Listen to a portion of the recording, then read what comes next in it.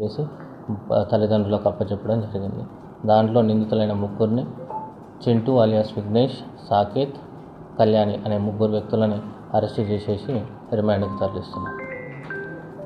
అంటే first love affair అని చెప్పేసి అమ్మాయి అబ్బాయి ఇన్స్టాగ్రామ్లో పరిచయం అయ్యారు.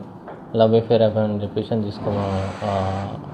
తీసుకెళ్ళడం జరిగింది. తర్వాత అమ్మాయి పెళ్లి చేసుకోమని చెప్పేసి ఫోర్స్ చేసేసరికి ఈ విధంగా చేసిండు. విఘ్నేష్ మీద కూడా గతంలో ఒక దొంగతనం కేసులు కూడా ఉన్నాయి. అవన్నీ కూడా ఎస్టాబ్లిష్ చేసుకుంటూ అతన్ని రిమాండ్ చేయడం జరుగుతుంది. ఫ్రెండ్స్, సాకేత్ ఫ్రెండ్ ఉన్నారు, ఉన్నా కానీ వాళ్ళకి తెలియదు ఈ విషయం. వాళ్ళకి మైనర్ అమ్మాయి ఇంట్లో నుంచి వెళ్ళిపోయింది, అతని మీద అనుమానం ఉందని కంప్లైంట్ చేయడం జరిగింది. దట్టు దాంట్లో కంప్లైంట్లో క్లియర్గా మెన్షన్ చేశారు. 20 రోజుల క్రితం పోయింది, రోజు మాతోటి మాట్లాడుతుంది, మాకు 8వ తారీఖు నైట్ నుంచి మాట్లాడటం లేదు, కాబట్టి దర్యాప్తు చేయండి, చింటు మీదే అనుమానం ఉంది అని చెప్పేసి చెప్పడం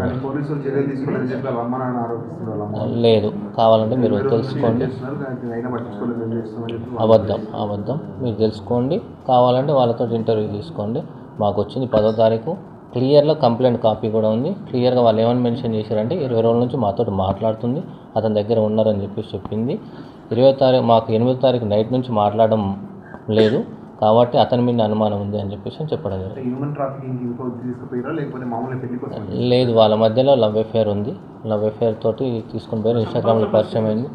పెళ్లి చేసుకోమని ఫోర్స్ చేస్తుండడం వల్ల దీంట్లో ముగ్గురు దండలు మార్చుకున్నారు. వాళ్ళు దండలు మార్చుకున్నట్టు వాళ్ళని కావాలని నటించింది అనమాట.